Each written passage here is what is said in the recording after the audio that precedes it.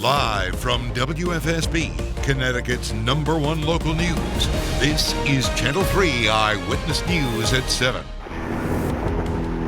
It is 7 o'clock and we are live on Roku, Apple TV, and the Amazon Fire Stick.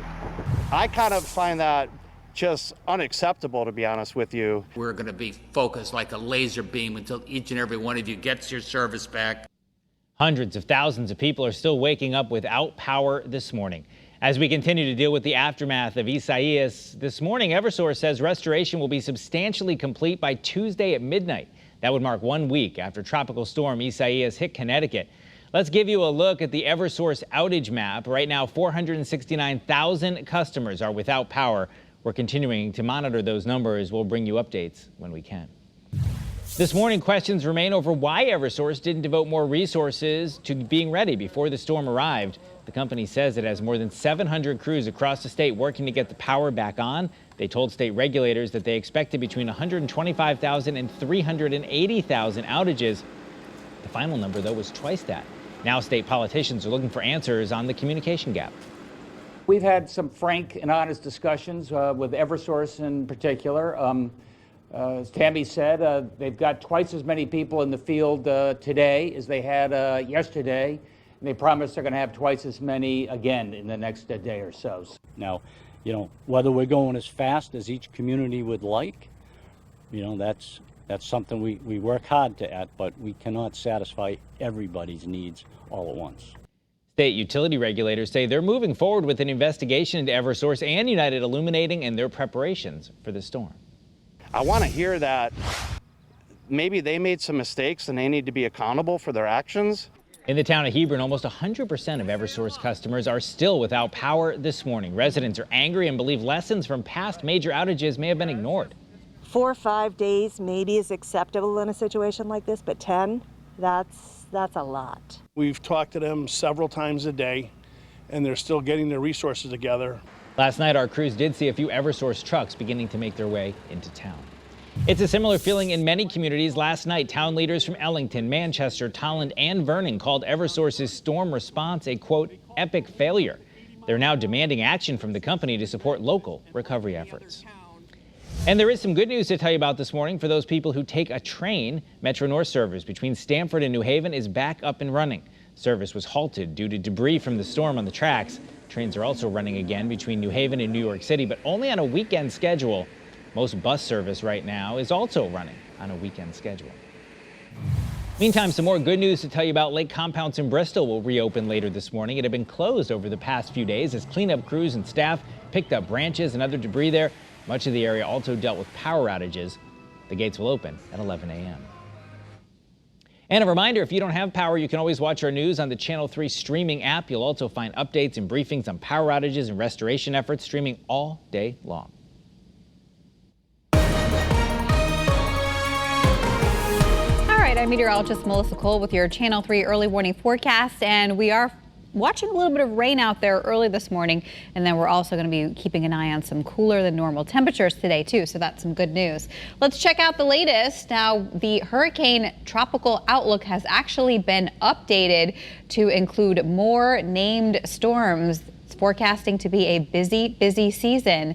In fact, we've already had 9 named storms this season. Typically by this time in August, we would have only had a couple. So we're already off to a record-breaking year, and we have until November 30th. So we'll have to wait and see all the storms that develop this hurricane season. All right, here's live early warning Pinpoint Doppler. We have a swath of rain that's developed over New Jersey and just kind of expanded in coverage. And right now we have showers over Torrington, Kent, down towards Bethel and Ridgefield, towards Newtown and Danbury, along Norwalk, Stamford, Darien, moving towards Milford and New Haven and Waterbury. You'll be next to see some of this rain. This batch may not hold together all morning long, but some towns getting a pretty good soaking out there this morning, which is a welcome sight. We do need some rain out there. We have been very dry.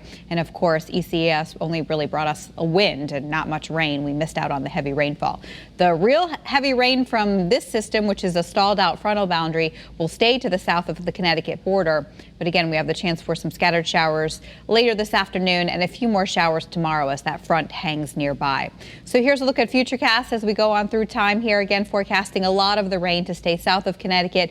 Noontime, we're looking at mostly cloudy skies. 5, 6 o'clock tonight, some scattered showers. Overnight tonight, we'll see another batch of rain move through the state. Again, not everybody gets the rain, but the towns that do will hopefully get a good soaking.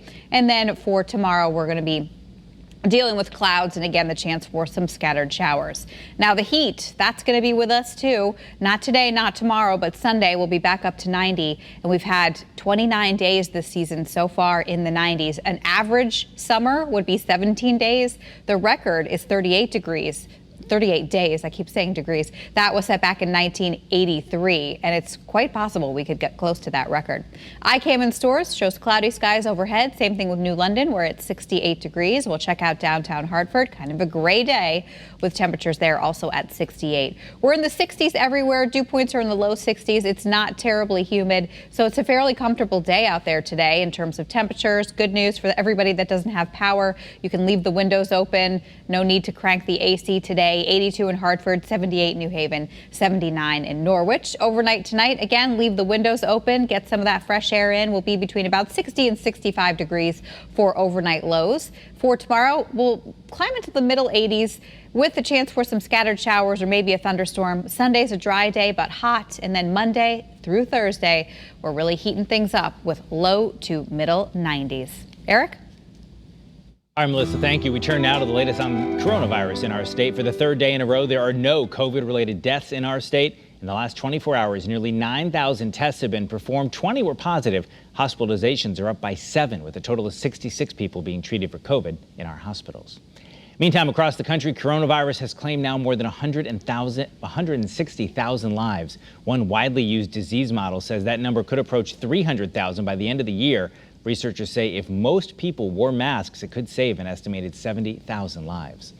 The latest numbers come as lawmakers on Capitol Hill struggle to reach a deal on a new stimulus package. Congress's self-imposed deadline is today. Top White House negotiators say big roadblocks remain after yesterday's 3-hour meeting with Democratic leaders. Administration officials say President Trump may take executive action if a deal isn't completed before the weekend. For more coronavirus information, you can head to our Channel 3 app. We have a special section dedicated to everything you need to know to stay healthy. Also happening today, a man accused of stabbing and killing his ex-girlfriend in Middletown is due in court today. William Begaud Jr. was arrested in Georgia back in June. He was brought back to Connecticut yesterday and charged with home invasion and murder. He's being held on a $1.5 million bond. Police say the 37-year-old stabbed Quenisha Burris multiple times at an apartment on Green Street. Burris leaves behind 2 boys.